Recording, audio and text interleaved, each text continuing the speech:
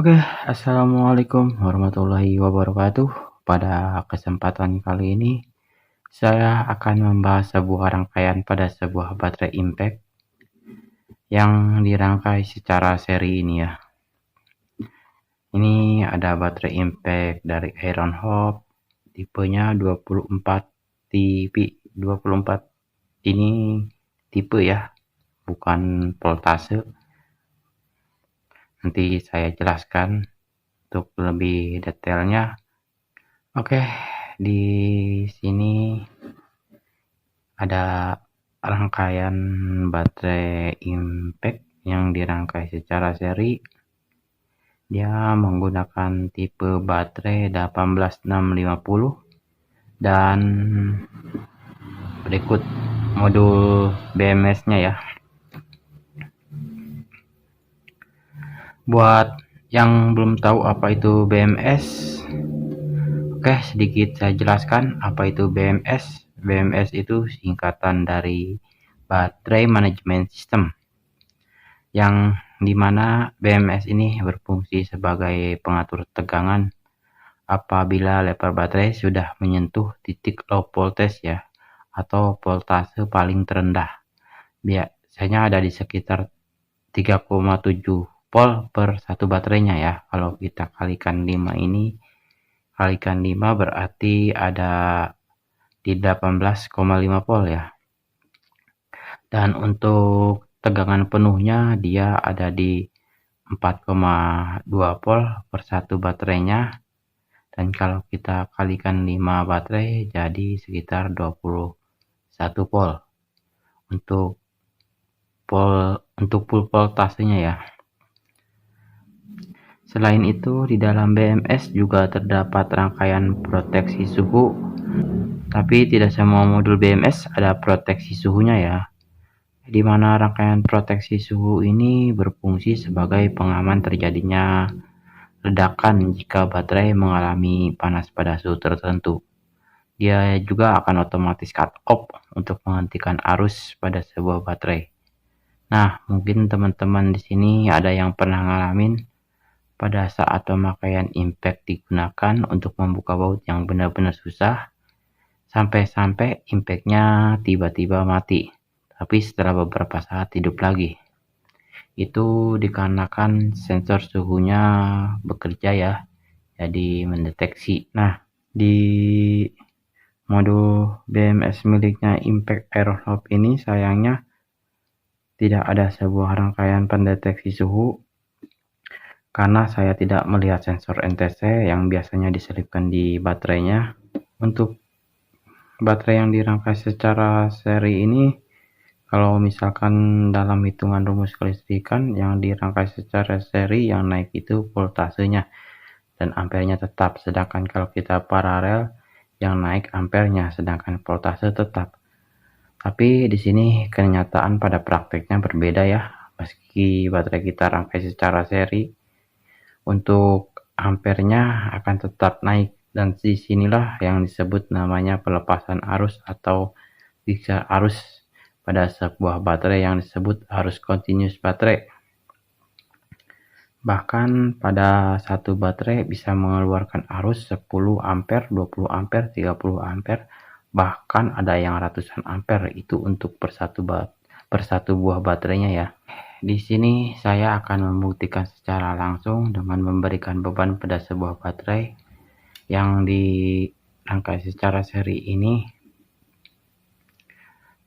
Nanti saya tes tanpa menggunakan modul ini ya, biar tahu yang bekerja menaikkan ampere itu modulnya atau langsung dari baterainya ya. Cuman di sini karena keterbatasan alat ukur, jadi saya hanya bisa mengetes di atas 5 ampere atau di bawah 10 ampere ya. Oke, di sini saya akan lepas dulu untuk modulnya.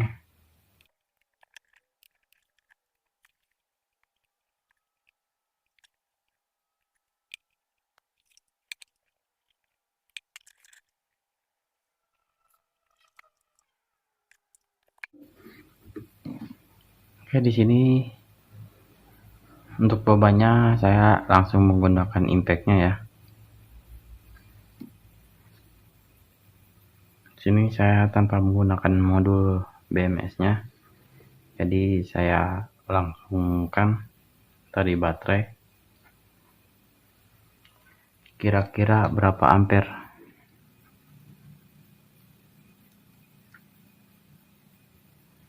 Ini kita pasangkan di sini.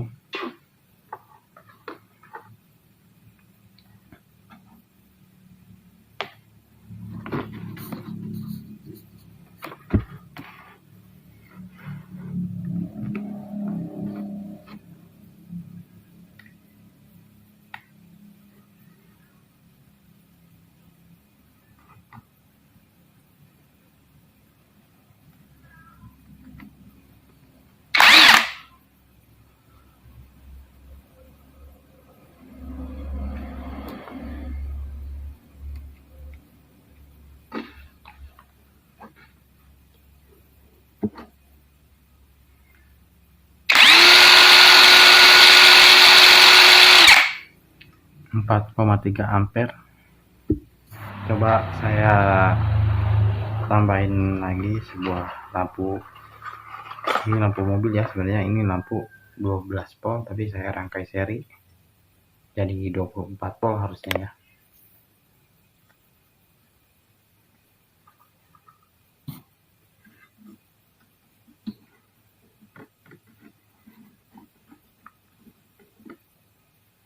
Tiga koma enam ampere.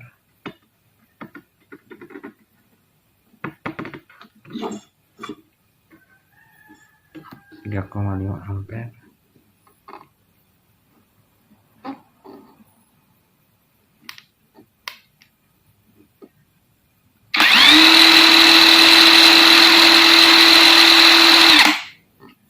Oke, 7,5 ampere ya.